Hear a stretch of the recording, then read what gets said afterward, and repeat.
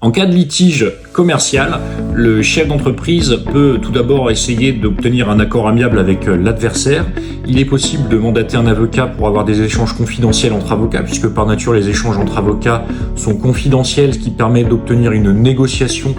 et que les échanges ne soient pas produits en justice. Et lorsque l'on n'arrive pas à obtenir une négociation, eh bien, on peut solliciter une médiation. Souvent d'ailleurs dans les contrats commerciaux, on a des clauses de médiation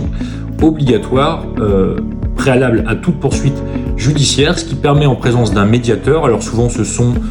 d'anciens juristes, des notaires ou des personnes qui souhaitent, ou même des avocats, qui souhaitent se consacrer à cette activité de conciliation, et ce qui permet d'éviter de passer devant un juge, d'avoir une solution plus rapide et apaisée et négociée entre les parties, c'est-à-dire que le litige reste la chose des parties et n'est pas soumise à un juge. Lorsque l'on n'arrive pas à se mettre d'accord, on aura différentes procédures qui pourront être engagées pour obtenir par exemple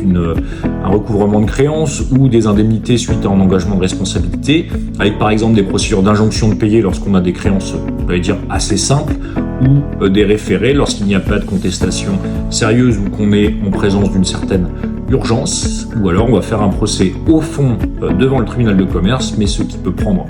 du temps, puisque les délais pour obtenir une décision de justice après avoir initié une action